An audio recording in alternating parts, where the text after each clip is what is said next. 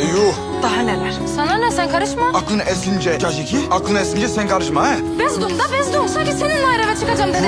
Silah bulunca hemen boşanır mı? Tabii hemen ayrılırım. İnşallah çabuk olur. İnşallah merak etme hemen çok çabuk ayrılırım.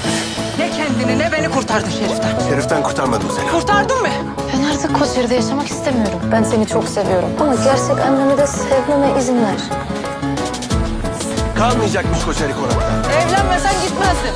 3 güne bir hatun bulup evleneceğim oldu mu? İhbar doğruymuş. Cesedin yanından silahla çıktı savcı. Ballı Yeşilova cinayetiyle ilgili gözaltına alınıyoruz.